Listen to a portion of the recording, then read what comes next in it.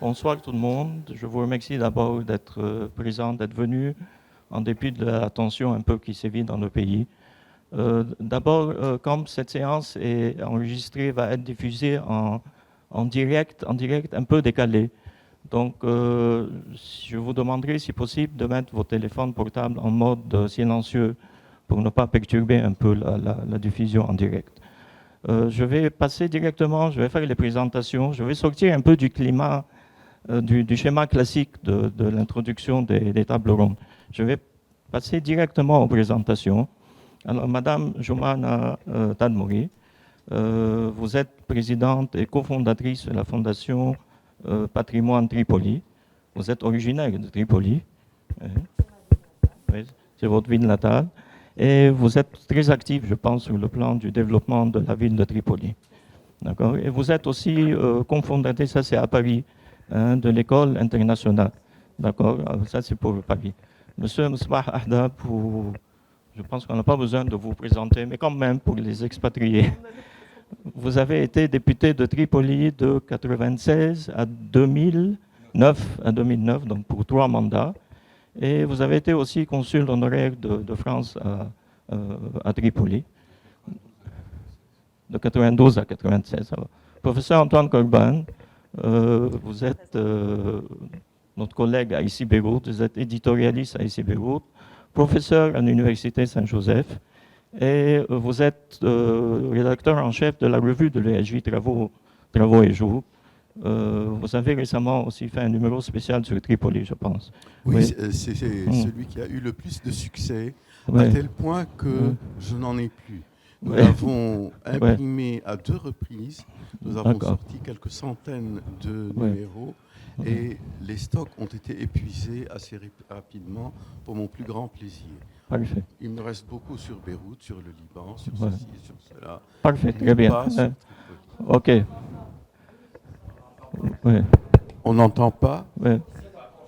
Non, ça va. Bon, alors, oui. Bon, donc je vais. Vous êtes aussi médecin de formation. Oui. Okay, vous êtes médecin de formation. Bon, alors en guise d'introduction, je ne vais pas faire moi-même une introduction. En guise d'introduction, nous allons projeter deux extraits de reportages effectués par 2 de nos collègues ici présents, M. Maxime Pluvinet et Mlle Nada Kordi, sur Tripoli. Et ces 2 extraits, après ces 2 extraits, je demanderai à Maxime et Nada un petit témoignage d'à peine 2 minutes, et ça nous servira un peu de planter le décor, comme on dit, ou bien de rebondir sur certains de vos propos pour entamer le débat.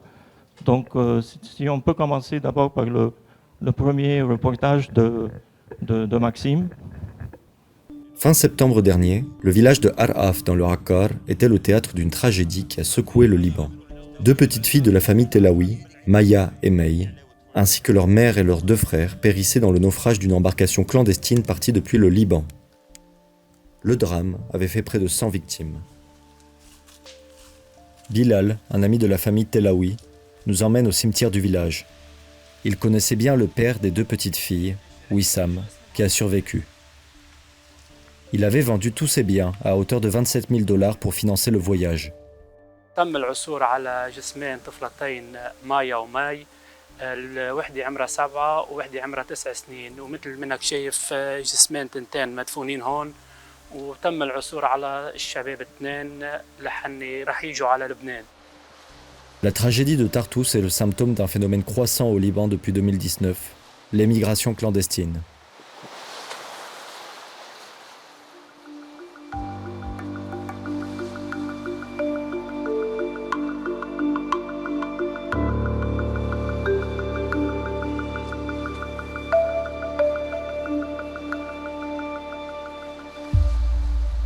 Alors, Nada Kurdi vient il y a quelques jours, elle a fait un documentaire sur la foire internationale de Tripoli, qui vient d'être inscrite d'ailleurs sur la liste du patrimoine mondial de l'UNESCO. Le patrimoine mondial de l'UNESCO est sur la liste du patrimoine en danger ou en péril. C'était donc un documentaire qui a été diffusé sur notre site quelques jours, je pense à peine 2 semaines, avant que l'UNESCO accepte d'inscrire la foire de Tripoli sur la liste du patrimoine mondial de l'UNESCO. La foire internationale de Tripoli aurait certainement bouleversé l'avenir du Liban et eu un impact fort au niveau régional, mais le destin en a voulu autrement. Car cette foire avait beaucoup trop d'ennemis avant même de voir le jour. Entre conflits politiques, rivalités et corruption, l'ouverture de la foire, qui était prévue en 1967, a été retardée jusqu'en 1975, l'année où la guerre a éclaté. L'armée syrienne finira par piller et occuper les lieux pendant plus de 23 ans. الاختيار صار لطرابلس بسبب امرين مهمين. اول امر هو سياسه او خطه الانماء المتوازن بعقد الرئيس فؤاد شهاب وتوفر المساحه، لانه عم نحكي بدايه بلش ب 400,000 متر مربع وانتهى بمليون متر مربع. حجم المشروع وصعوبته تتطلب خبرات معينه. بوقتها كان معروف عالميا المهندس المعمار اوسكار نيمايل البرازيلي يلي للتو كان مأنجز العاصمة الجديدة للبرازيل مدينة برازيليا، وكان اخذ الشهرة العالمية كمعمار مميز ومتألق. المعرض بخلال منتصف ال 75 كان جاهز للتشغيل. Oscar Niemeyer avait vu grand pour le Liban et pour Tripoli. Visionnaire, il avait voulu donner à la capitale du Nord un semblant de Brasilia. Mais il avait vu peut-être un peu trop grand pour un pays où la politique et la corruption ont pour habitude de tout détruire. Donc, à partir de ces deux courts reportages, je voudrais demander à mes deux collègues un petit témoignage. Maxime, en tant que journaliste non libanais, vous avez porté un regard, disons, pur, si je peux dire, dépourvu de toute subjectivité, parti pris ou idées reçues au sujet de la situation à Tripoli. Quelle impression votre travail dans ce milieu-là vous a laissé en tant qu'observateur non libanais? Je ne veux pas employer le nom étranger, disons non libanais. Merci Michel. 2 minutes si possible. Oui, bien sûr. Et bonsoir à toutes et à tous. Bonsoir. Donc, comme Michel l'a mentionné, j'ai eu l'opportunité d'aller à Tripoli au moins une dizaine de fois depuis mon arrivée au Liban, qui remonte à peine à juin de l'année dernière. Principalement pour réaliser cette enquête sur l'émigration clandestine qui l'été dernier a été un phénomène assez important. Et bon, ce qui peut frapper l'observateur novice de Tripoli, comme je le suis, c'est avant tout qu'on remarque que c'est une ville pleine de potentiel. Et on remarque très rapidement dès l'arrivée, en passant Chekka, on voit qu'il y a les restes, les ruines d'une zone industrielle qu'on imaginait importante. On sait que c'est une ville avec un port, avec un aéroport, et bien d'autres choses que ma collègue Nada mentionnera. Et réellement, on se demande à quel point c'est une ville qui peut être paupérisée à ce point, parce que toutes les infrastructures sont là. Et réellement, bon, il y a un sociologue français, Michel Seurat, qui a payé de sa vie sa sociologie à chaud du Liban et de Tripoli dans les années 80, qui mentionnait que Tripoli, c'est un peu l'idéal type pour un étranger, pour un occidental en particulier, de la ville orientale. C'est-à-dire, Tripoli est perçue comme une ville arabe et sunnite. Et bon, je ne connais pas Tripoli au XIVe siècle ou en 1920, mais ce que je peux dire, c'est que Tripoli, c'est peut-être un peu de ça, mais c'est aussi beaucoup d'autres choses et beaucoup plus que ça. Et il y a énormément de potentiel dans cette ville. C'est une ville qui charme, qui fascine. Et réellement, quand on est fasciné par quelque chose, on cherche à lire plus, à savoir plus sur ce genre de sujet. Donc c'est ce que j'ai fait sur Tripoli. Je me suis un peu documenté. J'ai pu parler notamment avec Misbar à plusieurs reprises sur sa ville natale. Et on est étonné de savoir certains faits, comme par exemple le fait que la fameuse zone industrielle qui employait 6000 personnes quand même à un moment, a été fermée dès 1973. Qu'est-ce que ça veut dire? Ça veut dire que ce n'est pas lié à la guerre civile, la destruction de cette zone. C'est antérieur à la guerre civile, cette désagrégation un peu de Tripoli, à certains niveaux. Et donc, il y a plusieurs faits comme ça qui interpellent. Et aussi, par exemple, d'apprendre que certains des hommes les plus riches du Liban et de la région sont originaires de Tripoli. Donc comment cela se fait-il avec une ville qui possède les infrastructures, du potentiel, une élite? Comment cela se fait-il que ce soit une des villes les plus paupérisées ces dernières années de tout le bassin méditerranéen. Ça, c'est une question ouverte que je pense qu'au fil de la discussion, il y aura des éléments de réponse qui vont surgir. Et je l'espère en tout cas. Voilà. Merci beaucoup. Bon, merci Maxime. Je voudrais donner la parole aussi 2 minutes, pas plus, à Nada, pour vous demander donc quelle impression vous a donné les 2 reportages que vous avez faits sur la foire et sur Khan el-Sabou. Oui, très rapidement. Alors bonsoir. J'ai pu récemment faire un reportage sur la foire internationale de Tripoli avec l'architecte Wassim Nahri, qui a pu m'expliquer la fonction de tous les monuments et de cette foire. J'ai également pu faire un reportage sur Khan el-Saboun, où j'ai découvert un joyeux architectural dans le souk de Tripoli. Je ne le connaissais pas du tout. Et en fait, j'ai juste découvert à quel point cette ville regroupe des critères pour devenir la capitale économique du Liban, des critères à un niveau touristique, culturel, culinaire, industriel, comme a pu le dire Maxime, en plus doté d'un port et d'un aéroport pas très loin. Et c'est tout simplement un énorme gâchis. C'est l'exemple concret et vivant de la corruption au Liban, puisque comme l'a aussi dit Maxime, ces endroits comme la foire internationale de Tripoli a été l'ouverture devait se faire en 1967, ça a été retardé en 1975 à cause de conflits externes mais aussi internes, de rivalités avec Beyrouth. Et on a souvent reproché à Tripoli d'avoir une identité un peu changeante, si je peux dire ça comme ça, mais c'est une identité propre à toutes les villes frontalières. Et forcément, au cours de son histoire, elle a dû naviguer entre la culture libanaise et syrienne. Donc, on reproche beaucoup de choses à cette ville, et pourtant, ça pourrait être la capitale économique du Liban. Et je pèse bien mes mots. Voilà. Et je pense qu'en tant que journaliste, nous devons mettre la lumière sur ces lieux. Merci, Nada. Madame Tadmouri, Nada a soulevé le problème du patrimoine, la richesse un peu de Tripoli au niveau du patrimoine. Donc vous êtes présidente de la fondation, comme on a dit, Patrimoine Tripoli. Alors, ma première question de prime abord, cette fondation, en quelle année elle a été créée déjà? En fait, l'association s'appelle Patrimoine Tripoli Liban. C'est une association française à l'origine. C'est une association loi 1901 qui est née à Paris en 2009, en avril 2009, justement pour pallier à cette méconnaissance de la ville de Tripoli. Nous étions quelques amis qui étions un peu outrés par la situation et en même temps par le regard que portaient les gens sur nous. Souvent, on entendait des choses très ridicules, mais en même temps très blessantes, très intimidantes, du genre « Ah, sérieusement, vous êtes de Tripoli, mais qu'est-ce que vous passez l'été à Tripoli ?» Non, vous y passez, mais vous ne pouvez pas passer l'été à la plage.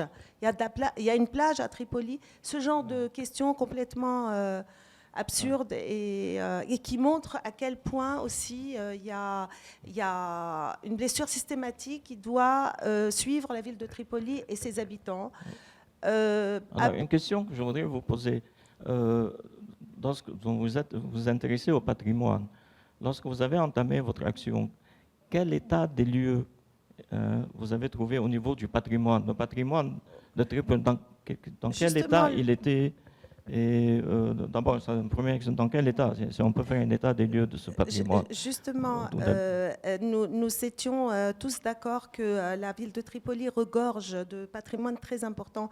C'est, il faut le rappeler, la ville la plus riche sur la côte est de la Méditerranée en nombre de vestiges, en nombre de sites visitables. C'est aussi la deuxième ville mamelouk après le Caire. C'est le plus grand siège des croisés avec la citadelle qui est au demeurant la plus grande, le plus grand fort croisé, etc. Donc il y a un potentiel énorme sans compter, bien entendu, on y reviendra tout le long certainement sur la ville mamelouk, sur tous les autres vestiges qui sont là et que les gens ne connaissent pas. Donc l'idée c'était de dire ce patrimoine est là, mais il est complètement abandonné. Je pense que monsieur l'ambassadeur Khalil Karam il se rappellera de tous ces débats que nous avions eus à l'époque pour dire quelle est la valeur de ce patrimoine? Pourquoi est-ce que nous, on voit des choses que les autres ne voient pas, ou par exemple que l'État ne voit pas, que le ministère de la Culture ne voit pas, et comment faire en sorte de mettre tout ça en lumière? Et cet abandon que l'on voit dans l'état dans lequel se trouve ce patrimoine, qui est complètement incompréhensible pour nous. Et c'est la raison pour laquelle nous avons opté pour créer une association culturelle, d'où son nom Patrimoine Tripoli, pour tout simplement essayer de sauvegarder à travers des expériences et des experts, avec l'aide des experts français qui sont quand même très calés dans le domaine, ce beau patrimoine. On va revenir tout à l'heure les initiatives qui ont été faites pour développer ce patrimoine. Je voudrais donner la parole un peu au professeur Kourban. Je précise d'abord que vous êtes originaire aussi de Tripoli. Vous avez fait vos études scolaires chez les frères, des études scolaires dans chez la les vieille frères. ville. Mais dans la vieille ville. Donc Dans la vieille ville. vous avez passé une bonne partie de votre jeunesse à la ville de Tripoli. Oui. Avant que je voudrais vous poser la question, vous demander de nous donner un petit témoignage sur le vieux Tripoli. Mais avant de passer à cette question, je voudrais vous poser une autre question plus, disons, académique ou précise. Je sais que vous êtes attaché à Tripoli, d'accord? Que représente, puisque vous êtes attaché, vous avez vécu toute votre jeunesse dans cette ville, que représente Tripoli pour vous? Pourquoi vous êtes tellement attaché à cette ville?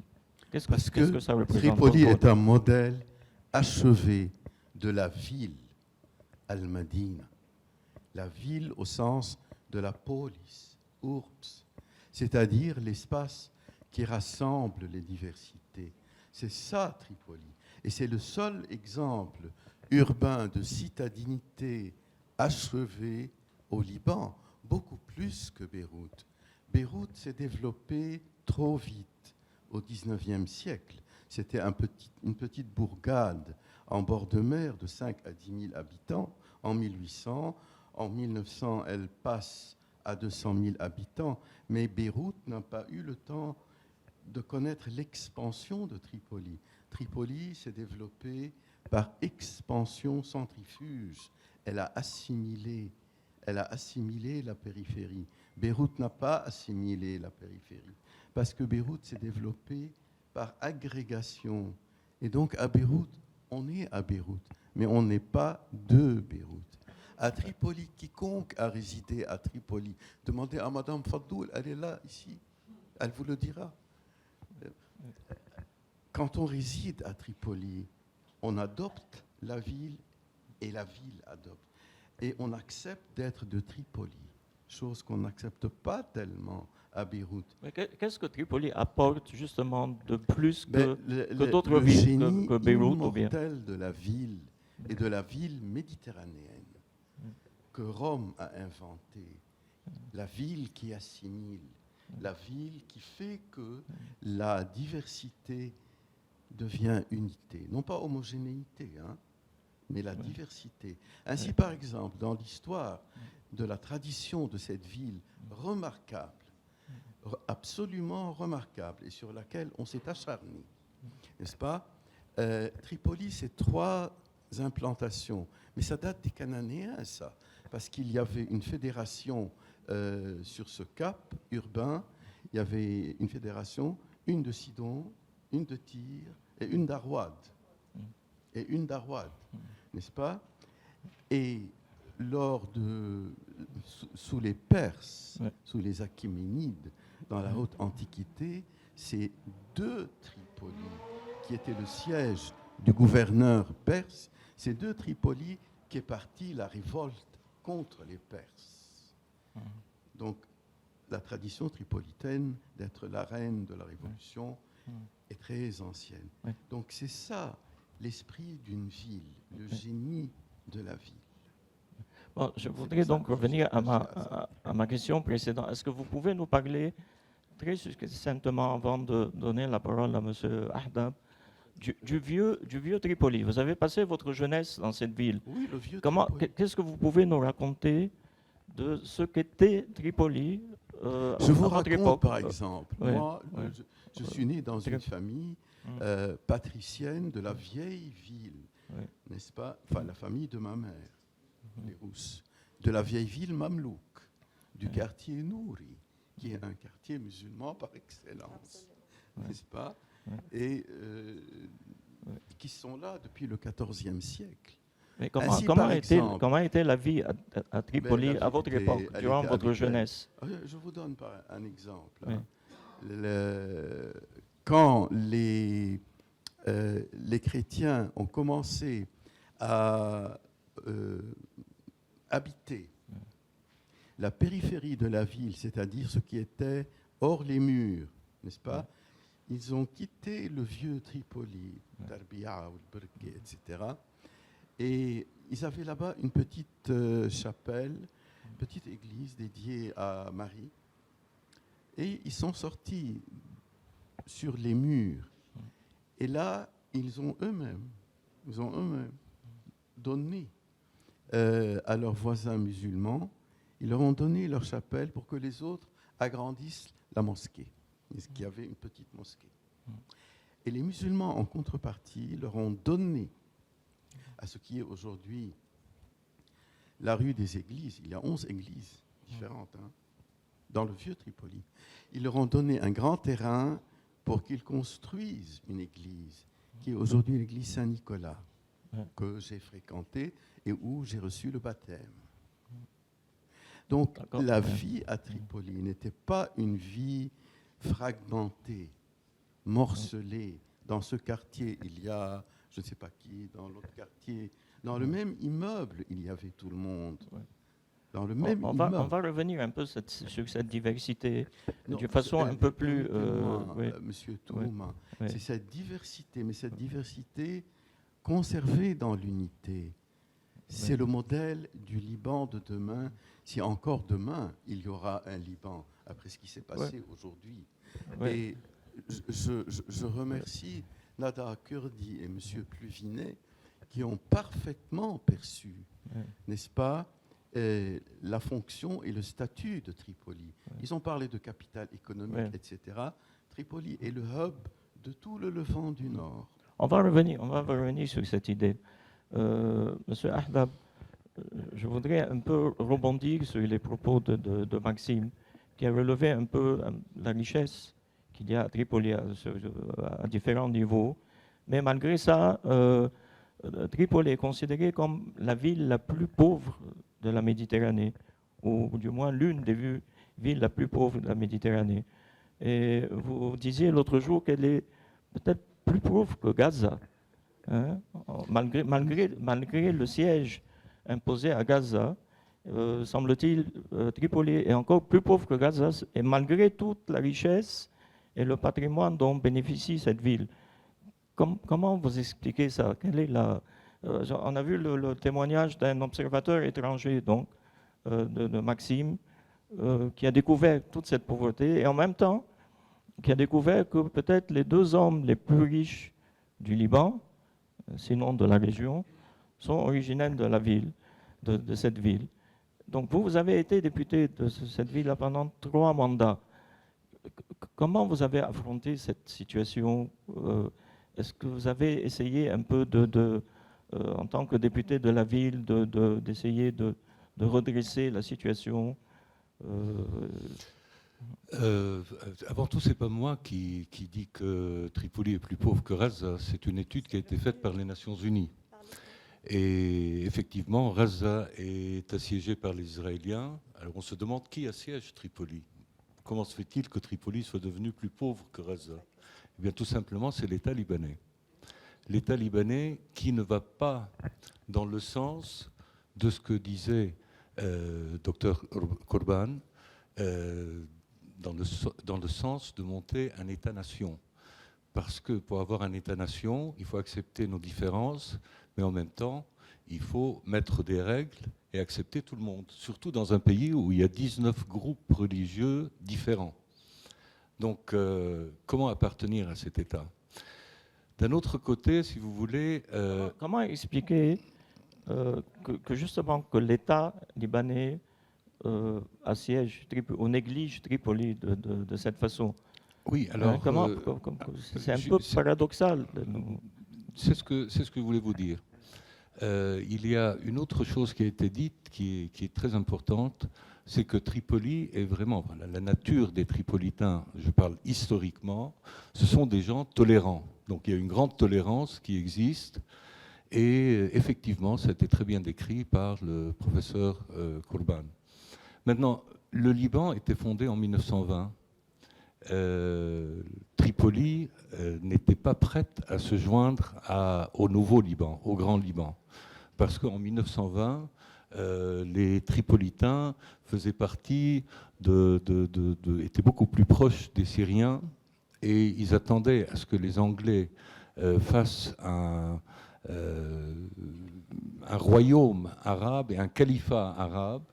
Et d'ailleurs, qu'en 1920, quand ça a été annoncé, ça a provoqué une réaction très négative chez les Tripolitains qui ne comprenaient pas pourquoi ils devaient se joindre à la Mutasarrifia plutôt que de se joindre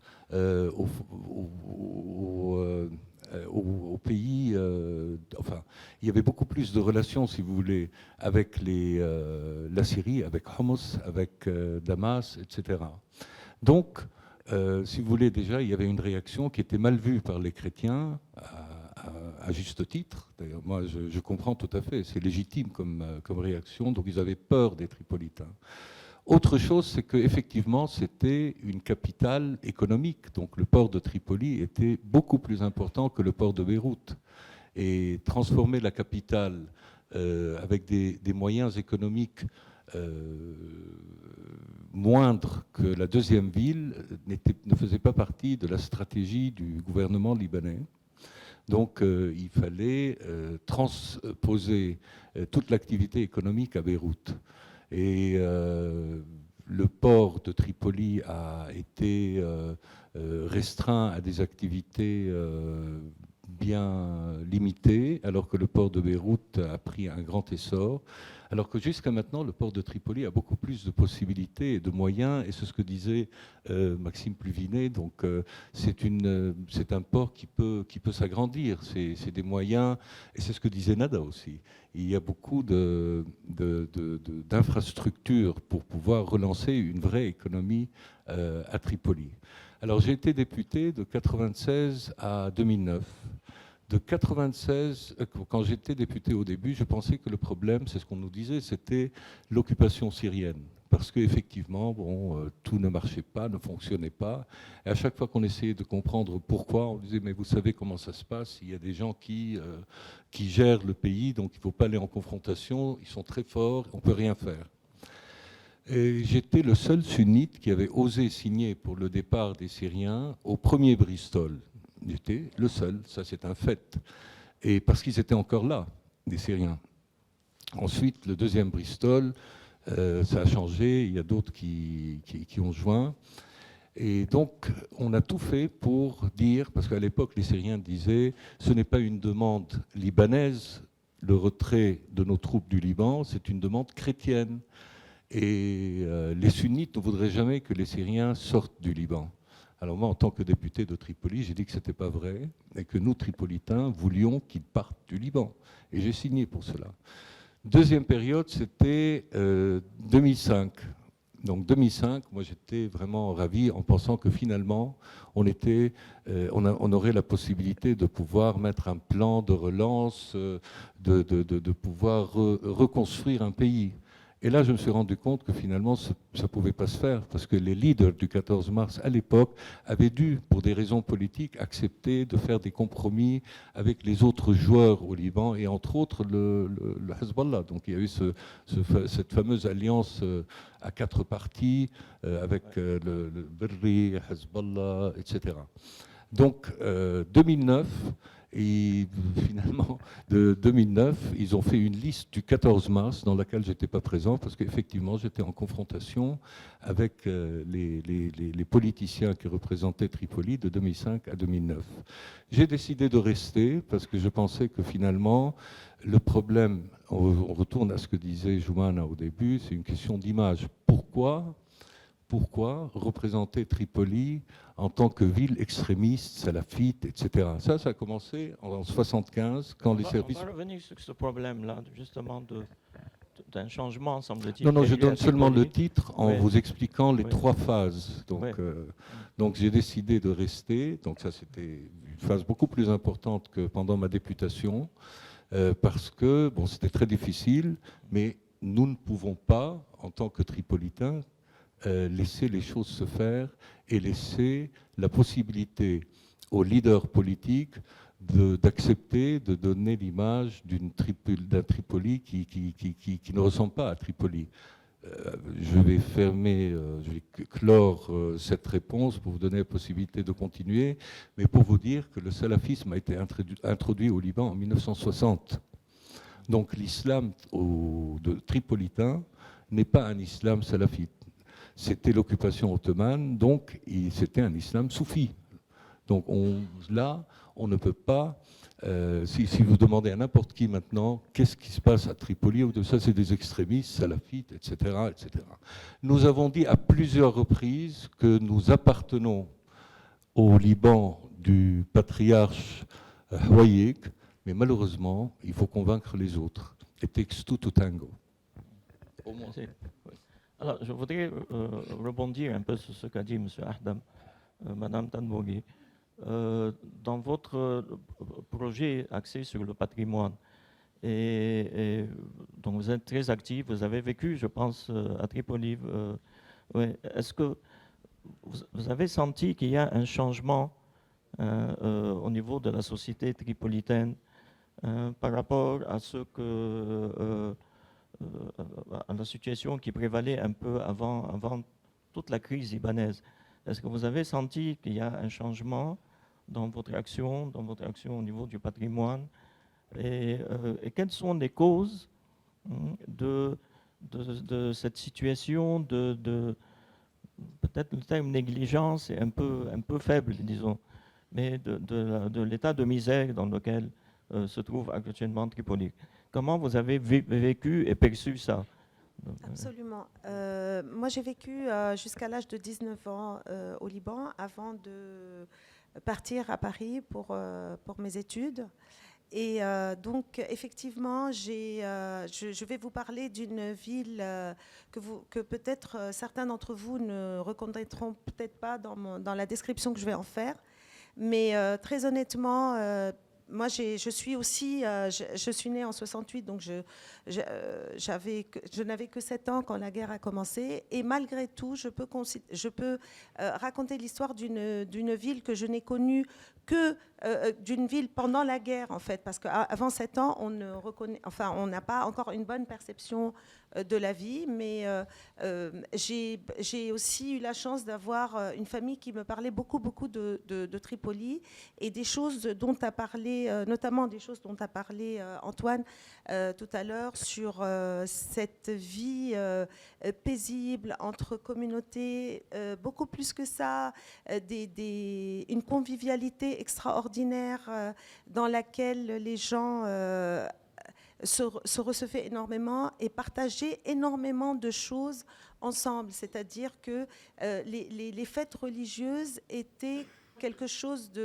un moment de partage extraordinaire. Cette chose-là, peut-être a un petit peu diminué maintenant du fait que il y a quand même il faut le dire, il y a une bonne partie de la communauté chrétienne qui a été obligée de quitter Tripoli ou qui a décidé de partir essentiellement pour des raisons peut-être de ce que Mosbah a dit tout à l'heure sur l'image qu'on donne de la ville. Et des problèmes sécuritaires aussi. Mais oui, puis il y a aussi, il faut le dire, cette ségrégation dans cet écriteau qu'on a à l'entrée de Tripoli, il faut être honnête. C'est pas quelque chose de très accueillant, Tripoli, forteresse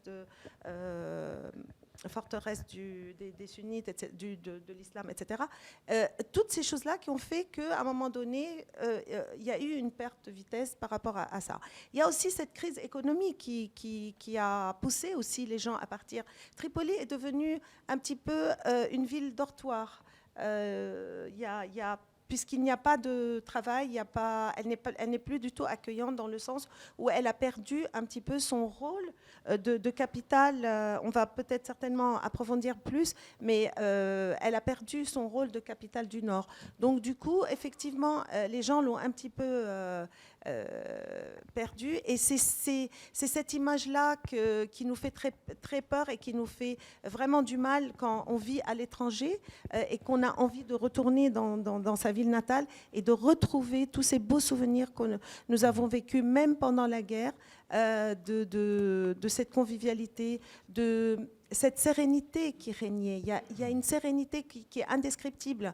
Je ne pourrais pas vous décrire la beauté des lieux quand on est, par exemple, dans la vieille ville et qu'on contemple... Je voudrais rebondir sur ce point précis. Parallèlement à l'aspect vivre ensemble, disons, on résume tout ça sur le thème vivre ensemble. Si je vous demande de faire rapidement une liste des atouts et du potentiel que présente Tripoli concrètement. Par exemple, Nada avait fait le reportage sur Khan Saboun. Personnellement, moi, j'ai découvert ça grâce au reportage de Nada, que je ne connaissais pas ça. Donc, si on peut faire, disons, une liste comme ça du potentiel qu'a Tripoli, parallèlement aux côtés, disons, vivre ensemble, coexistence et tout ça. Je crois que Maxime a dit quelque chose tout à l'heure sur les atouts, justement, qu'ils sont indénombrables.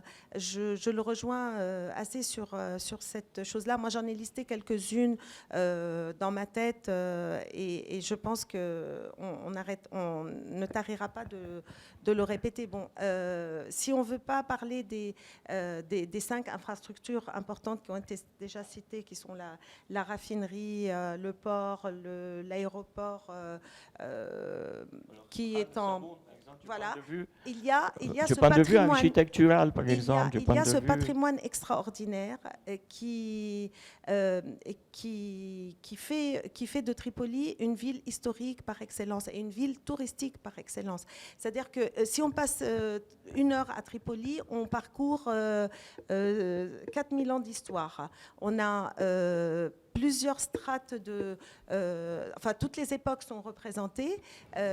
C'est une ville qui est née avec les Phéniciens et qui a été aussi macédonienne, grecque,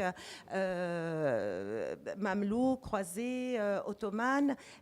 Même, je voudrais aussi préciser le patrimoine 20e dont on ne parle pas beaucoup, qui est représenté dans les beaux immeubles style Art déco et Art nouveau qui se trouvent dans la ville plus ou moins moderne de la rue Azmi, de Jemaizet, de Moutrin, de Canès, etc. Toutes ces rues qui sont... Et c'est un patrimoine qui est tout à fait gardé.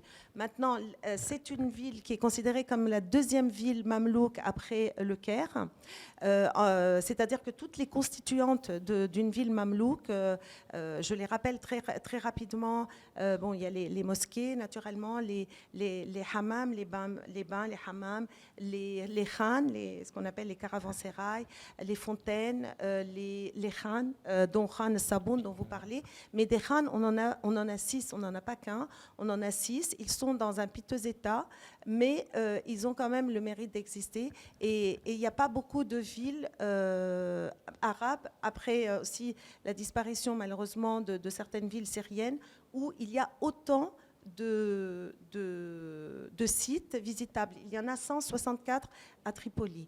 On ne les voit peut-être pas, les gens ne les connaissent pas, mais il suffit de passer quelques heures à Tripoli et on ne tarit pas de voir. Il y a aussi cette gare que nous avions ouverte il y a quelques années, en 2017, la gare de train, qui est la gare ferroviaire, qui est une des c'était le terminus de l'Orient Express. Du monde arabe, avec, dit-on, mais on ne le dit pas, puisqu'on l'a fait vérifier lorsqu'il y a eu cette exposition à l'Institut du monde arabe et qu'on a expédié justement des spécialistes pour en attester, dans laquelle il y a des locomotives datant de 1905 et d'autres qui nous avaient été offertes en compensation de la guerre. Je veux dire, Tripoli, c'est un musée à ciel ouvert. Toutes les époques sont représentées et on passe de l'une à l'autre. C'est toutes les strates de l'histoire de cette région. Et Tripoli a été maintes et maintes fois conquise et à chaque fois, les conquérants laisser des vestiges qui, à cause justement peut-être de cet éloignement de Beyrouth, peut-être que les promoteurs n'ont pas encore eu assez de liberté pour y toucher, mais aussi parce qu'il y a un plan qui a été mis en 1971 pour préserver le centre-ville, la Médina, la vieille ville, et qui a été même classé comme uniquement à caractère patrimonial, pas encore sur la liste indicative de l'UNESCO, mais ça ne saurait tarder puisque maintenant il est urgent de le faire à cause de la dégradation qu'elle subit à longueur de journée, de la dégradation par la population qui habite, parce que c'est un centre-ville qui vit. Il faut savoir que les gens vivent dans ce centre-ville, c'est pas pour le tourisme, c'est les gens, ils vivent comme ça, un peu comme au Moyen-Âge, mais... Je voudrais justement à ce sujet revenir au professeur Gourban. Donc, je pense que vous avez vécu tout ce que Mme Tadbori vient d'exposer. J'ai vécu tout ce qu'elle vient d'exposer. Vous avez vécu l'histoire. Vous avez vécu l'histoire, justement. Oui, et j'ai traversé. Aller dans le vieux souk, là où il y a la boulangerie du CAC, et il y a à côté, par exemple, il y a une petite mosquée. Mais en fait, cette petite mosquée, elle est une mosquée mamelouk. Oui, mais elle est une mosquée mamelouk à l'intérieur d'une ancienne église croisée. Oui, donc, elle occupe 2 nefs de l'église. La 3e nef, mais c'est la rue, où les gens sont là, avec leurs boutiques, avec leurs échoppes, etc. Ce qui est remarquable à observer, c'est que les atouts touristiques que Joumana a énumérés comme Sbar, sur lesquels il a insisté, ces atouts touristiques sont encore vivants. Ce ne sont pas des objets de musée, ce ne sont pas des ruines dans un champ désert. Pas seulement des vestiges, non, disons. Non, oui. Ce ne sont pas des vestiges, ce sont des choses qui sont utilisées, mais bon, de manière boiteuse. Et alors, où est le problème? Mais c'est vivant. Il y a un tissu social, il y a un tissu humain vivant et un tissu qui est non pas tolérant, parce que je n'aime pas le mot tolérance, mais qui accepte la différence et l'altérité. Il suffit de demander, il y a ici dans l'auditoire le général Khalil Helou. Son témoignage a plus de valeur que le mien. Moi, c'est un témoignage. On va revenir tout à l'heure à son témoignage, justement. Mon témoignage est peut-être nostalgique, mais le sien est un regard externe qui a été converti à Tripoli. Non. C'est une ville qui a beaucoup d'atouts. Par exemple, dans le patrimoine culturel de Tripoli, les médressas mamelouks, dans les médressas de Tripoli au XIIIe siècle, on comptait à peu près 400 000 manuscrits. À Manuscrits, oui. À l'université de Paris, qui venait d'être fondée, donc à la Sorbonne, on était très fiers d'avoir 500 manuscrits qui ont éduqué des tas et des tas et des tas de gens, n'est-ce pas? Donc il y a une longue tradition de présence humaine, d'interaction de la diversité dans une unité qui ne cherche pas à imposer une homogénéité, mais qui accepte la différence. Ça a beaucoup plus de valeur que le simple vivre ensemble ou que la gentille tolérance envers l'autre. J'aimerais, si vous permettez, Monsieur Touma, parce que Mosbah a parlé du salafisme Justement, je voulais lui poser la question à M. Mosbah. Vous voulez juste pour rajouter un peu d'eau dans son vin, pour dire que sur le plan patrimonial également, il y a le patrimoine immatériel à Tripoli qui est très important. Et ce n'est pas du patrimoine. Maintenant, vous savez, le patrimoine immatériel est rentré aussi, c'est une nouvelle notion qui est entrée au patrimoine mondial, au patrimoine de l'humanité. Donc, ces us et coutumes que les gens se perpétuent et se transmettent de génération en génération. Tripoli est la ville du patrimoine immatériel par excellence. Les us et coutumes qu'on a toujours eus se perpétuent. On considère que c'est du conformisme, mais peut-être du conformisme positif, parce que ça permet quand même de transmettre les us, les coutumes, je ne sais pas, du hammam par exemple, de la dervicherie, des derviches tourneurs par exemple, de toutes ces belles choses, de la cuisine, de la gastronomie, qui est considérée comme faisant partie de ce patrimoine. Donc, on peut rajouter ça aux atouts. Je voudrais poser la question à M. Mosbah, justement, à partir de cet exposé, Mme Tadbouri et de professeur Kourban. Je pense que vous avez déjà évoqué ça. Malgré ça, on a une image de Tripoli qui est une ville qui est presque livrée à des bandes armées. Qui est, Effectivement, on a cette idée milicienne de Tripoli. En 75, pourquoi cette dissonance entre ce patrimoine immatériel et l'image qu'il y a de Tripoli? Comment vous expliquez ça? Il y a eu une persécution qui a été faite contre les chrétiens et les alaouites en 75, ça a commencé, quand ils ont monté de toutes pièces le tawhid, et qui s'est avéré avec le temps que c'était financé par l'Iran. Donc le tawhid salafite de Tripoli était financé par l'Iran. Donc déjà à l'époque, on préparait la stratégie, 75 bien sûr, début de la guerre. Et donc c'est ça qui a fait fuir les chrétiens, et c'est ça qui fait vivre les alaouites d'une façon très inconfortable jusqu'à maintenant. Parce que l'État libanais, plutôt que de contrecarrer ce genre de choses, a joué le jeu de ce dont on parle maintenant très ouvertement, c'est le croissant chiite. C'est une grande stratégie qui a commencé il y a très longtemps. Et donc l'État libanais... Sous le Shah, déjà. Pardon? Sous le Shah. Bien sûr, bien sûr. Oui, mais oui. Non, mais c'est certain que c'était préparé et arrangé, etc. Donc, je vous ai parlé de 1920. Il y a eu une transformation entre 1920 et 2020. Voilà, je voulais vous poser la question justement. 2020, les Tripolitains, à plusieurs reprises, déjà en 2005, ils étaient tous présents pour la Révolution, pour réclamer le Liban, d'appartenir à ce Liban pluriconfessionnel, diversité, etc.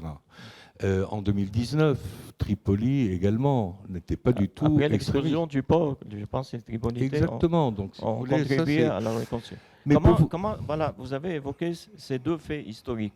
1920, vous avez parlé de 1920, et 2020, 2019, 2020, ont qualifié Tripoli de princesse de la Révolution. Donc il y a, en 100 ans, en un siècle, il y a eu une évolution de là où les Tripolitains refusaient l'identité libanaise. En 2020, ils brandissaient les drapeaux libanais et il y a eu un mouvement donc, libaniste, si je peux l'appeler libaniste.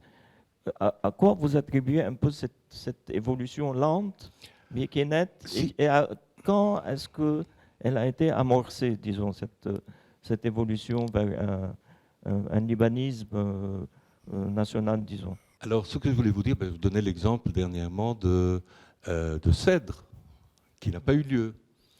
Mais quand l'État libanais est allé demander de l'argent à la communauté internationale, ils ont demandé à McKinsey de faire une étude et de répartir les dossiers qu'il fallait financer. Donc, quels seraient les projets qu'ils allaient financer? Les projets qu'ils allaient financer n'incluaient rien en Tripoli. Il y avait 3 projets. L'électricité, l'incinérateur de détritus, qui est également une chose dangereuse, et le train qui part de Tripoli du port de Tripoli vers la Syrie pour la reconstruction de la Syrie. Alors c'est une ville qui était 3 fois détruite par des confrontations complètement manipulées et montées de toutes pièces. Ces groupes armés dont vous parlez existent jusqu'à maintenant.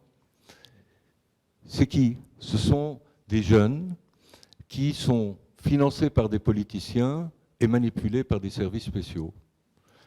Donc, si vous prenez par exemple la police municipale à Tripoli, pour une ville de 800 000 habitants, nous avons 140 policiers. Donc, on n'a pas le droit d'avoir une police municipale efficace, mais par contre, les jeunes gens ont tous des permis de port d'armes, et les cheikhs dont les noms ont été cités comme ayant traité l'armée de mécréante et qui ont distribué des armes pour tirer contre l'armée, eh bien, ils sont protégés par l'armée libanaise, par des permis de port d'armes. Chacun se déplace avec une quinzaine de mitraillettes autour de lui. Pour vous dire, finalement, c'est eux qui parlent au nom de Tripoli. Donc ça, c'est la responsabilité de l'État libanais. Quand je parlais de tolérance, bien sûr, je ne parle pas de politique, parce que si on revient à l'époque des croisés et des mamelouks, bon, quand vous rentrez dans la citadelle croisée était construite avec des pierres fatimides, et puis si vous allez dans un des hammams, vous avez une grande pierre avec un Agnus Dei dessus, donc il n'y avait pas de carrière. Donc à chaque fois que ça passait d'une civilisation à l'autre, on utilisait les pierres. Mais je parle de la population. Sur le porte du hammam Azadi. Voilà. Donc, si vous voulez, et autre chose que je voulais dire aussi, la ville mamelouk. Bon, ça, je voudrais. Ce qui est intéressant, c'est vrai que c'est la deuxième après le Caire, mais par contre, c'est la seule ville mamelouk qui a toujours le tissu urbain d'origine. C'est-à-dire, au Caire, ça a été coupé par des grands axes routier, alors qu'à Tripoli, c'est toujours intact. Ça, c'est peut-être le manque de développement qui nous a aidés. Le seul axe qui a coupé cette ville, c'était quand il y a eu le fleuve. Voilà. La crue du voilà. fleuve. Et sinon, quand on parle de population aussi, effectivement, elle a changé, puisque tout le monde a fui Tripoli. Vous savez, les chrétiens, les sunnites, les alaouites, tous les gens qui avaient la possibilité de quitter et d'aller s'installer ailleurs l'ont fait. Et c'est la seule ville où, plutôt que de recevoir des gens de la périphérie qui viennent en ville, c'est le contraire. C'est les gens de Tripoli qui vont s'installer à Koura maintenant. Pourquoi? Parce que jusqu'à maintenant, ce n'est pas tenu, ce n'est pas organisé du point de vue sécuritaire. Voilà, donc moi je ne veux pas vous laisser continuer, mais j'ai d'autres choses à dire. On aura l'occasion durant le débat peut-être de relancer sur certains points. Peut-être qu'il faut ajouter, si vous permettez, à ce que vient de dire M. Mesbah, c'est que la cité de Tripoli, c'est 2 municipalités. Il y a 3. Voire 3. Il y a Mina, le port. Donc il y a des entités spécifiques, et donc cette ville a toujours gardé sa tradition, n'est-ce pas, de pluralité. Il y a une pluralité d'entités, mais qui sont réunies dans un même espace urbain et dans un même mode de vie que Jomana a développé. Bon, je pense qu'on peut donner la parole au public.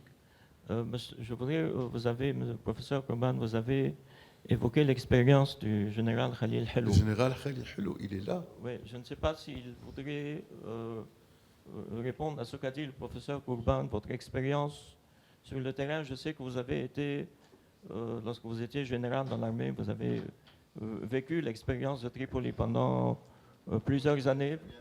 Vous voulez, oui, si vous voulez évoquer ça avant qu'on passe aux questions-réponses rapidement. Oui. En résumé, si possible, pour qu'on puisse, parce qu'on a dépassé, je pense, le temps. D'accord. Et d'abord, il y a tout ce qui a été dit ici est remarquable, et il y a beaucoup de choses que moi j'ai appris, bien que j'ai passé 6 ans à Tripoli. J'ai été muté pendant mon service dans l'armée libanaise à Tripoli pour sanction, parce que j'avais exprimé mes idées clairement. Ça n'a pas plu à M. Émile Lahoud.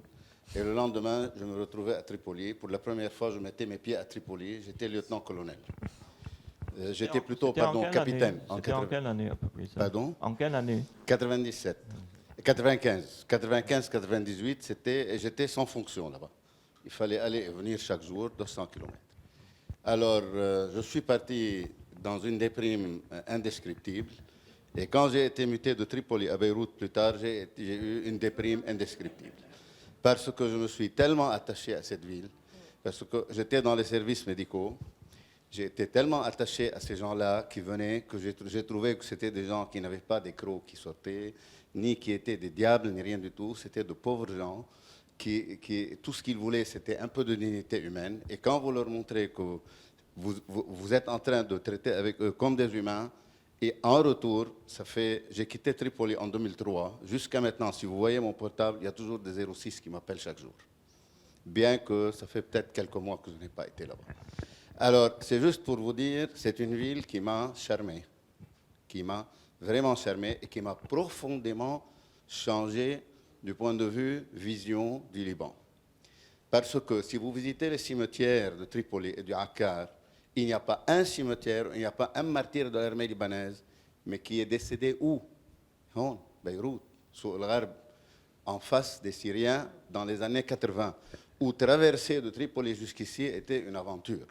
Et je vais vous raconter un petit témoignage qui est écœurant, c'est que les soldats sunnites de Tripoli, qui venaient se battre avec nous contre les Syriens, traversaient d'un côté à l'autre en civil. Et souvent, on contrôlait leurs pieds pour voir s'il y a des traces du ranger, des bottes militaires. Ce qui fait qu'à un certain moment, il y a une citerne d'eau qui a été réaménagée pour qu'ils traversent cachés à l'intérieur de la citerne. À un certain moment, ils ont été attrapés à Matfoun et ils ont tous été arrêtés par les Syriens. Je ne sais pas où est-ce qu'ils se sont. Et finalement, malheureusement, c'était un mouchard chrétien qui les a dénoncés. Et ça, c'est vraiment écœurant. Et ce que je reproche à mes amis politiciens sunnites de Tripoli, ne pas mettre en valeur tous ces sacrifices. Il y a des milliers de martyrs ici et à Nahr el-Berid. Moi, j'ai participé à cette bataille pendant 80 jours. 168 martyrs, dont 86 sunnites, dont plus que la moitié du nord, dont 14 du village de Bebnin qui est à côté du camp palestinien. Et je peux vous garantir que l'armée libanaise n'aurait pas pu bouger de 1 mètre si la population n'était pas favorable. Merci beaucoup. Merci, bravo. Merci. Oui, je voulais seulement rajouter quelque chose. Vous savez, quand il a parlé de Nahr el-Berid, c'est très représentatif de comment les choses ont été faites. Donc, Nahr el-Berid, par exemple, du jour au lendemain, il y a eu Shakir Labsi qui sort de la prison de Saïdnaïa en Syrie et qui débarque à Nahr el-Berid. Donc, services spéciaux syriens. Et pourquoi? Je vais vous dire pourquoi. Parce que bon, il arrive au Liban, il a été aidé par les services spéciaux sur place pour monter des groupes d'extrémistes. Et based on that, ce qui s'est passé, c'est que Nahr el-Berid a été détruite, etc. Et ils ont mis 500 types en prison en tant que d'éventuels terroristes qui seraient sympathisants, etc. Le général Shamir Roukos, qui était là-bas également, a annoncé une fois, et c'était filmé, il a dit malheureusement, il a fui dans une voiture de service sécuritaire. Donc, à chaque fois, on vous montre des structures extrémistes qu'on protège, et d'un autre côté, on bombarde la population. Et cette paupérisation dont a parlé Maxime, c'est une paupérisation complètement organisée et qui était faite de connivence. Et moi, je m'en suis rendu compte quand j'étais député. Donc, c'était très, très difficile de pouvoir faire avancer certaines choses parce qu'on me disait, écoute, arrête, tu vas contre la grande politique internationale. Je pense que l'article qui était écrit par Antoine Basbous, il y a 3-4 jours dans Le Monde. Oui, il parle de ce croissant chiite sur lequel tout le monde travaille. Et ils ont été capables de convaincre les Libanais ici, comme quoi le vrai danger venait des sunnites dans l'absolu. Et que pour protéger les chrétiens, il fallait faire une alliance avec les chiites, qui étaient modérés. Et donc il y a eu cette alliance qui va dans le sens de l'alliance des minorités. Et ce n'est pas comme ça qu'on peut gérer un pays dans lequel il y a 18 groupes religieux. On va passer aux questions. Oui, rapidement. Oui.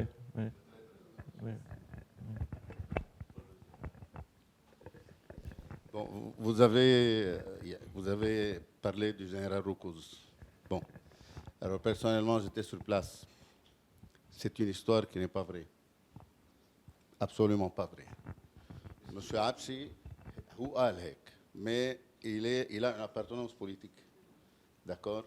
Alors, monsieur Absi a fui dans le fleuve. C'est un fleuve qui traverse le camp.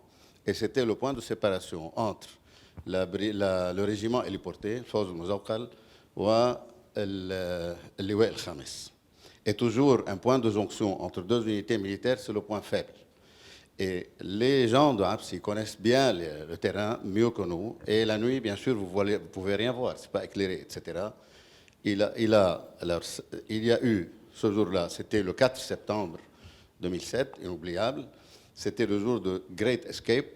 Il lui restait une affaire de 130 éléments armés. Ils n'avaient plus de munitions. Ils ont décidé de fuir. Et ils se sont séparés entre 9 et 10 Asr Majmouat.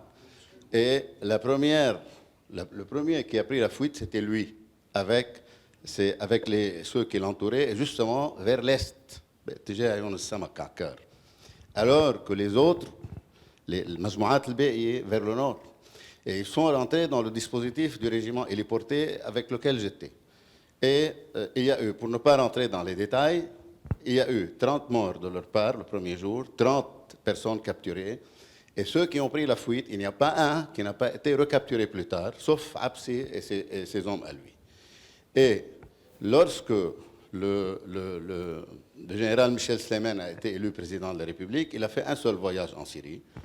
La première chose qu'il a demandé à M. Assad, est-ce que vous avez des nouvelles de Absi? Parce que d'après nos renseignements à nous, il était parti en Syrie. Et les femmes qui sont sorties de ce camp-là ont demandé, il y avait 24 femmes avec des enfants, ils ont demandé à aller en Syrie. C'est pour appuyer ce que vous dites. Donc, celui qui est salafiste, etc., ما راح يروح عند النظام السوري. وبالتالي M. Assad a répondu au président Sleiman, il est toujours vivant, vous pouvez le demander, قتلناه. كمرق بالغلط على حاجز وقتلناه. يعني العبسي بيمرق بالغلط على حاجز بسوريا والعسكري بيعرفوا. Donc c'est une histoire montée de toutes pièces. Ou bien il est quelque part en train de siroter son thé maintenant, ou bien il a été vraiment éliminé pour ne pas qu'il dise ce qui s'est passé réellement. Mais l'histoire que le général Roukouz a dit, peut-être qu'il l'a dit, je ne sais pas, mais c'était dans un contexte de beaucoup plus politique pour discréditer le commandant en chef de l'armée à l'époque. Bon, on va passer mais les services spéciaux de l'armée à Tripoli, à Ahmed El-Hassan, avaient beaucoup aidé dans ce sens. Hein. Oui, les renseignements. C'est ces renseignements qui portent des cravates ne sont pas toujours en bon terme avec ceux qui portent l'uniforme. Ah, ça, je comprends. Mais par contre, ils représentent l'État libanais. Ce sont les renseignements de l'État libanais. Et ces renseignements de l'État libanais ont aidé M. Absi à monter de toutes pièces des structures extrémistes et terroristes dans le nord. Mais ceux qui ont vraiment payé le prix, ce sont des jeunes gens dont certains sont jusqu'à maintenant en prison. Voilà. On va passer aux questions. Madame Andraous, oui. Oui.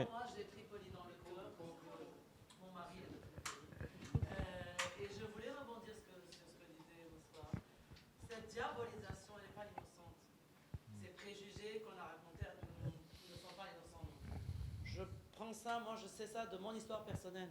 Moi, je sais que quand j'ai rencontré mon mari et quand je disais aux gens que je vivais avec d'abord et ensuite que j'allais épouser un homme de Tebéné, les gens étaient sidérés. C'est comme si je disais mais pourquoi? Quelqu'un qui ici a déjà été à Beb Tebéné? C'est un trésor architectural. C'est superbe. Ça a dû être magnifique. À un La moment donné porte dans de l'histoire. l'or, Asma. C'est beau. Les maisons, les vieilles maisons, les aoud, c'est beau. les escaliers de l'époque d'avant où il pleut naturellement, où l'eau descend dans des rues, sauf que ça a été bien entendu transformé. Je n'ose même pas vous dire à quoi ça ressemble aujourd'hui, comment vivent les gens là-bas aujourd'hui. Et 80% des gens de Tebene ne sont pas de Tebene.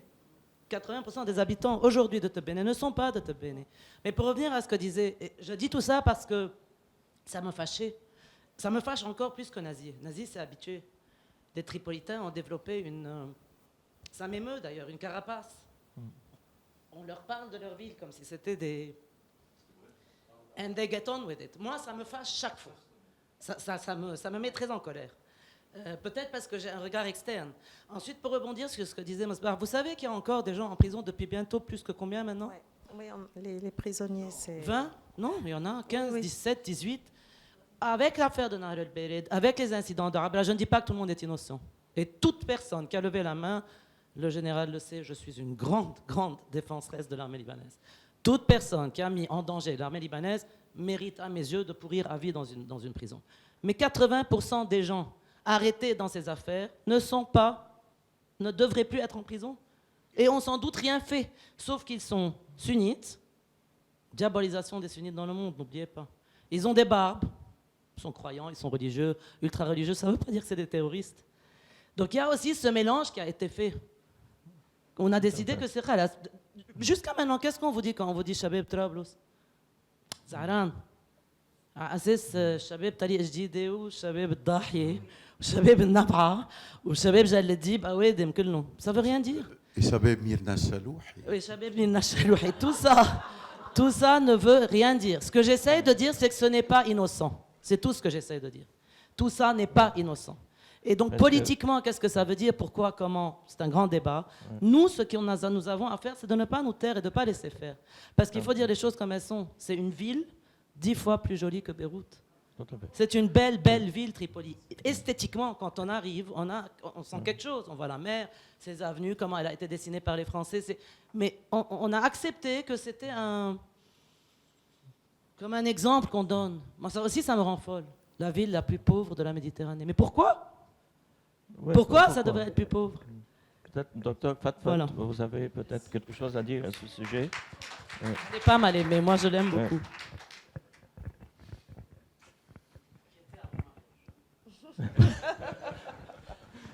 Bonsoir. Je voudrais ajouter seulement 2 éléments essentiels. Mosbah a parlé de la libanisation de l'opinion publique à Tripoli. Mais en fait, le problème, c'était ce que les Syriens n'ont jamais accepté l'idée.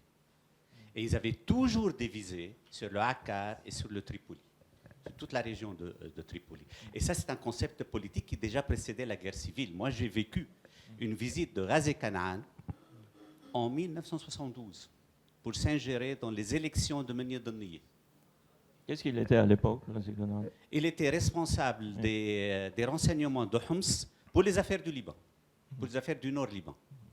Et après, il est devenu pour tout le Liban. La deuxième chose, ce que Mosbah a dit, c'est très, très intéressant, c'est que le Tawhid, ceux qui ont fait vraiment toute cette perception si négative de la ville de Tripoli, il y avait des preuves, ou il y avait des soi-disant des idées ou des informations qui sont financées par l'Iran. Mais maintenant, il y a quelques jours, nous avons une preuve tout à fait formelle. Il y a quelques jours, la seule ville en dehors du sud et de la Bekaa qui a fait une manifestation pour Qassem Soleimani, c'était Tawhid à Tripoli. Vous imaginez? Pour Qassem Soleimani, pour fêter.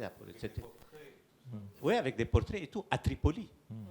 Donc ça, c'est vraiment très important pour savoir quels sont les concepts politiques fondamentaux qui ont visé Tripoli depuis tout un certain temps. Il y a bien sûr la politique intérieure, l'État libanais, mais il y a aussi cette hégémonie régionale qui n'a jamais oublié que c'est une région très, très stratégique sur le plan économique que Tripoli, parce que malheureusement, je crois que tout le monde doit voir ce qui a été fait sur la foire de Tripoli, parce que c'est magnifique comme travail, mais aussi comme potentiel. Nous avons 1 million de mètres carrés qui sont là dans la nature depuis maintenant 60 ans pratiquement, 62 ans même, qui sont en dehors de l'économie libanaise et qui, à un moment donné, ça valait 5 milliards de dollars, maintenant un peu moins. Mais bon, nous avons beaucoup de potentiel qui a été négligé volontairement. Il y avait une politique intérieure libanaise, mais il y avait une sorte de perception régionale et surtout syrienne de ce que doit être l'avenir de Akkar et de la région de Tripoli. Syrienne et iranienne, après M. Mousbah. Oui, c'est ça. C'est pour ça que j'ai dit, je donnerai l'exemple même. Ils ont fêté Qasem Soleimani à Tripoli. Je crois que tout le monde va être étonné de la nouvelle, mais c'est une réalité qui est arrivée le 9 janvier. Merci, Dr. Fatfat. Est-ce qu'il y a d'autres questions? Quelqu'un veut poser une question? Il n'y a pas d'autres questions? Oui, monsieur. My apologies, I will speak in English. Trying to formulate my ideas in French will be difficult. Okay. Musbah, you mentioned basically that Tripoli was a Sufi city under the Ottomans.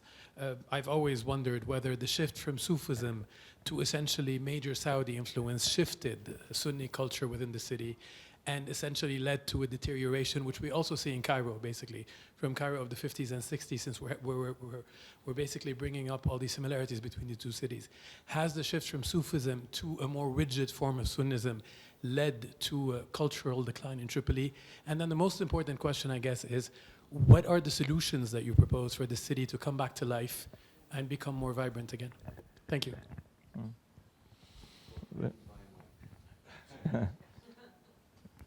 Oui, effectivement, il y a eu une transformation du sunnisme en général, parce que tout ce qui était financé, ça allait dans un sens qui a changé maintenant dans les pays du Golfe d'ailleurs.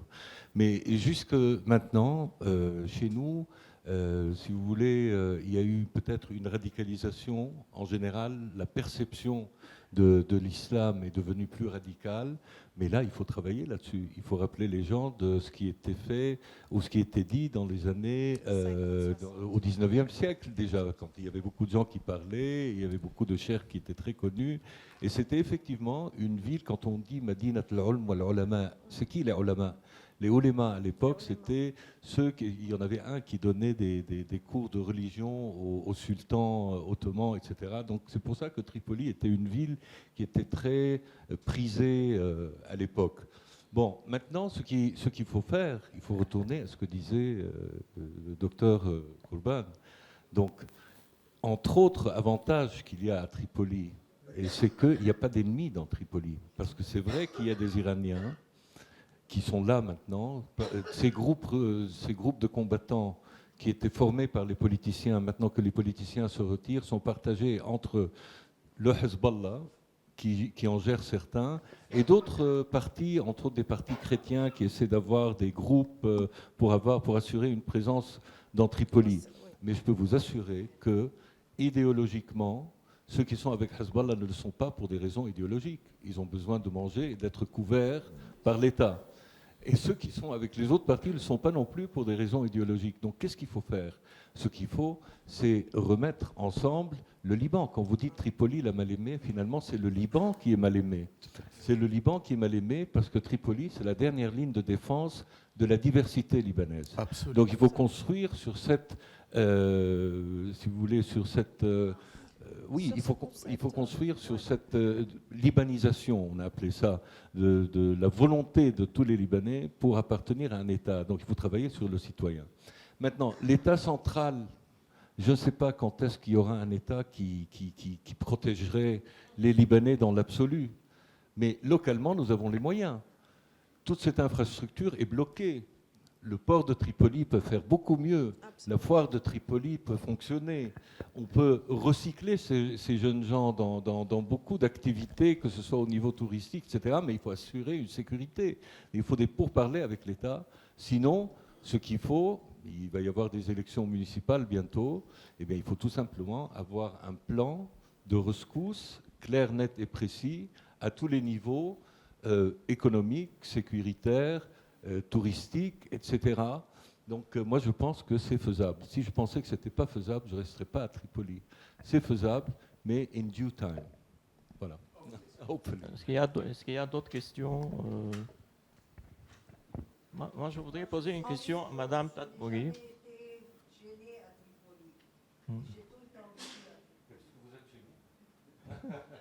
On a tous été un peu gênés, et quand on parle de l'armée, au contraire, quand on n'a pas de milice, on compte sur l'armée libanaise. Le problème n'est pas avec l'armée libanaise, mais les grandes décisions politiques qui donnent de mauvaises instructions. Et je suis d'accord avec le général quand il parle de d'une divergence entre les gens, parce que moi je connais beaucoup de généraux et qui sont respectables et qui nous rassurent, parce que des gens comme ça font qu'on sait que finalement on a cette appartenance au même pays. Par contre, il sait également, on sait tous, qu'il y a des rôles qui ont été joués par certains responsables sécuritaires, de connivence avec les Syriens, de connivence maintenant avec le Hezbollah, pour continuer le massacre de Tripoli, comme Homs a été détruite, Hama a été détruite, Alep a été détruite, Mossoul a été détruite, et ce qu'il faut, c'est commencer par détruire Tripoli. Dernière chose que je voudrais dire, quand j'étais nommé consul honoraire de France, j'étais choqué, parce que moi je ne connaissais rien à beaucoup de choses, donc on a appris avec le temps, de découvrir que le consulat à Tripoli datait de 1535, du XVIe siècle, alors que l'ambassade à Beyrouth date de 1920. Parce que Tripoli était l'échelle principale du Levant, Al-Askala. Moi, je voudrais poser une question à Madame Tadbouri. Oui, après, j'aimerais rebondir sur ce que Mosbah a donné comme idée à Jean. Moi, je voudrais un peu conclure sur un message d'espoir, disons. À partir aussi de ce que Mosbah a évoqué, ce qui pourrait être fait sur le plan économique, pour donner un peu vie à cette ville. D'après vous, concrètement, qu'est-ce que Tripoli a des atouts, un potentiel. Qu'est-ce qui devrait être fait pour remettre en relief ce potentiel et pour refaire revivre cette ville, pas seulement sur le plan touristique, pas seulement sur le plan du patrimoine, de manière générale, pour redonner un peu... Oui. Effectivement, c'est exactement ce dont je voulais parler. Actuellement, Tripoli est effectivement une des villes qui souffre le plus de la crise économique, tout en étant aussi la ville où la vie est la moins chère.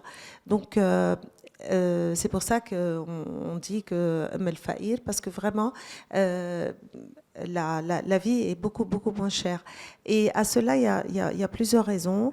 Mais ce qu'il faut surtout dire, c'est que Tripoli peut être vraiment un réservoir humain. C'est-à-dire qu'il y a énormément de gens qui sont sans emploi, et pour cause, parce que dans la ville, il n'y a pas d'emploi, il n'y a pas d'entreprise. Les usines ont fermé leurs portes à peu près pendant la guerre civile, alors que... même avant, certains, mais les dernières usines ont fermé après la guerre. Pourquoi ? Parce que, justement, l'industrie à Tripoli était vraiment... Tripoli était une ville très, très industrialisée, et toutes les usines de beaucoup de choses, de tissus, de métiers à tisser, de savonnerie, de savon, d'agrumes, de pâtisserie, de laminage du fer, du cuivre, du bois, de toutes sortes de choses qui peuvent être réellement réinvesties s'il y avait effectivement, il faut attendre un renouveau sécuritaire, enfin une volonté de rendre les choses plus sécurisées, mais aussi une volonté d'investir à Tripoli. Et l'un ne va jamais sans l'autre. Donc ça, c'est un point sur lequel on n'arrête pas de réfléchir, mais aussi, par exemple, même si vous m'aviez demandé de m'éloigner un petit peu du patrimoine, mais je peux difficilement le faire. Par exemple, j'ai parlé tout à l'heure de ce patrimoine immatériel, notamment les métiers d'art, qui sont très connus à Tripoli et qui, malgré le fait que c'est pas quelque chose, c'est pas de l'industrie très importante, mais ça reste quand même quelque chose sur lesquels on peut travailler pour faire en sorte que, au moins, qu'on permette la transmission. Et parce qu'aujourd'hui, partout dans le monde, on veut des produits naturels, on veut des produits faits main, on veut des choses raffinées, etc. Donc ça peut être Tripoli avec la main-d'œuvre très peu chère, on peut effectivement, Bab el-Tebeni tout à l'heure, Asma en a parlé, c'est vraiment un réservoir humain énorme. Le taux de chômage y est à plus de 70%. Je pense qu'avec et ce qui se fait d'ailleurs à Bab el-Tebeni, avec toutes les associations qui sont très très importantes là-bas, je pense à Marche, je pense à Rawad qui font un travail extraordinaire, je pense à toutes ces associations qui sont en train de former des jeunes et de créer des emplois. On peut quand même trouver des solutions pour que la situation aille mieux, avec toutefois peut-être la seule chose qu'on est en train de faire actuellement en dehors des associations que j'ai citées, mais d'autres aussi, bien entendu, c'est les aides humanitaires. Ça, il faut absolument l'arrêter parce que ça, on a bien vu, ça fait des années que ça marche et les gens ne sont que plus pauvres en fait. Donc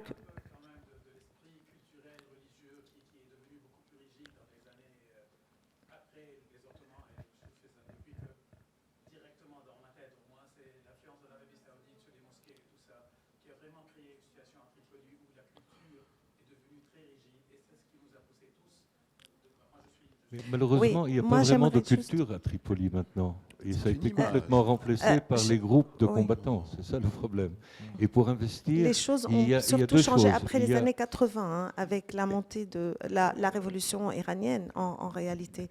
Je pense que Dr Fatfat ne me contredira pas là-dessus. Oui. Si ces gens travaillent, ils seraient beaucoup plus agréables. S'ils travaillent, ils ont les moyens de vivre de façon décente, ils seraient beaucoup plus agréables.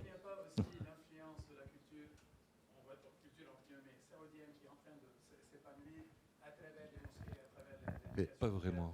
Je vous assure. Non, on a bien vu tout à l'heure dans le discours de Msbah et dans le discours de Dr Fatfat qu'il s'agissait plus d'influence syro-iranienne sur la ville de Tripoli. D'ailleurs, en Arabie, ça a changé. Pourquoi ça ne changerait pas chez nous? Oui.